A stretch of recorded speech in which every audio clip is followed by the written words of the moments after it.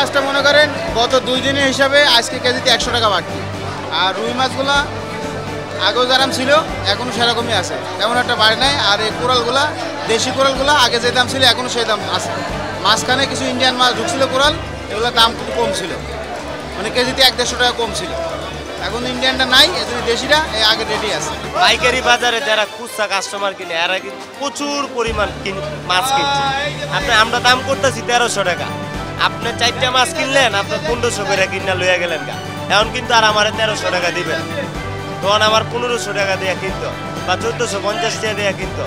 আপনি পাইকারি বাজারতে খুচরা যদি না কিনতো 1 কেজি মাছ আরো 200 টাকা কম কিনতো। দাম তো আহামরি বাড়ে না, কিন্তু মাছটা একটু বাইরে গেলে গা আবার দাম কমে যাবে, একটু কমলেই দামটা বাড়ে। এই কাঁচামাল এটি তো সবসময় একদম তাই না, আপনার মাছ কম হইব দাম বাড়বো, মাছ বেশি হইব দাম কমে যাবে অটোমেটিক। আপনার অন্য যে গুড়াগাড়া মাছ ছিল অন্য বছর এমন টাইমে অনেক কম, এই কারণে ইলিশের দামটা একটু বেশি।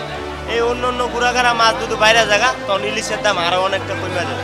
কাঁচামাল হইলো আমদানির উপরে নির্ভর, যেরকম লাভ হইলো আমদানি যদি একটু কম হয় তাহলে দেখা যায় মানে হইলো সবজির দামটা একটু বেশি থাকে, যদি আমদানি যদি একটু বেশি হয় তাহলে আবার দাম কমে যায়। মোটামুটি এখন মানে আজকের বাজারে যেরকম 2-3টার সবজির দামটা একটু তুলনামূলক বেশি, আর বাকি সবজিগুলো মানে আগের মতনে আছে বা আগের চেয়েও আরও কিছু কমছে।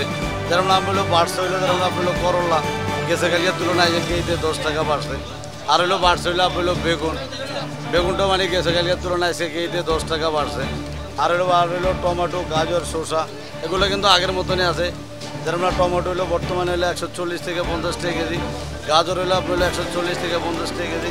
যেরকম হইলো আর আমাদের দেশি যে প্রোডাক্টগুলো, যেরকম টমেটো আমাদের এখন দেশি না, আর হইলো গাজর এখন আমাদের দেশে হয় না, এগুলোর দামটা একটু বেশি। আর যেগুলো আমাদের দেশি জিনিস যেরকম পটল 40 থেকে 50 টাকা কেজি, চিচিঙ্গা 40 থেকে 50 টাকা কেজি, ভেন্ডি 40 থেকে 50 টাকা কেজি, কচুরমুখী 60 থেকে 70 টাকা কেজি, মানে বটবড়ি 60 থেকে 70 টাকা কেজি।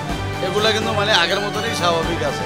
বাসির থেকে মানে ফ্রেশ সবজি হলে একটু স্বাদটা একটু বেশি পাওয়া যায়। এখানে সবাই কিন্তু একই বাজারের মধ্যে দাম হওয়া সত্ত্বেও এখানে কিন্তু লোকে ভিড় বেশি।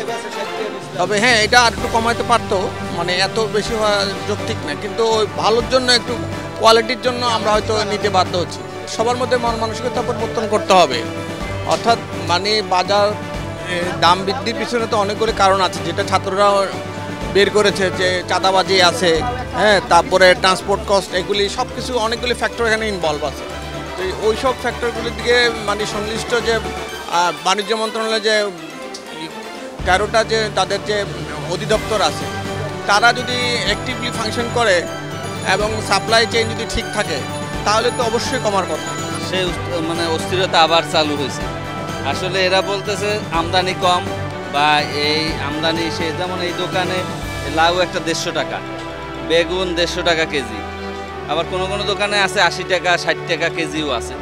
এখন এরা বলতেছে স্পেশালি কিছু নাকি নিয়ে আসে গ্রাম থেকে, যার কারণে এদের দামটা একটু বেশি। আমার মনে হয় ভিতর কিছু হচ্ছে, না এলে এত দাম হবে কেন বাজারে?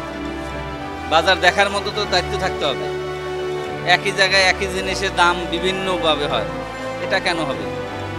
এ থেকে বোঝা যাচ্ছে না যে মানে কিছু না কিছু হচ্ছে। প্রতিদিন গাড়ি আপনার না আসলে কারণ বাজার 70 থেকে 80 টাকা গাড়ি আসে, সেখানে আজকে 1 কেজিও আসে নাই। যারা কিনে রাখছিল আগে তাদের 500 বস্তা কিনে রাখে, তার ভিতরে 200 বস্তা পৌঁছে গেছে, এই পচার কারণে এই দামটা বেড়ে গেছে। এগুলো আছে। এখন যারা আমরা তো এখন বেচতে দিই, আমরা বিকালবেলা যারা বেচবে তারা 400 টাকা কেজি বেচবে, এখন মরিচ তো নাই, কালকেও থাকবে না, পরশু দিন আবার যখন আসবে তখন আবার কেজি 160 বা 200 হয়ে যাবে, তখন আবার একটা লেভেলে এসে যাবে।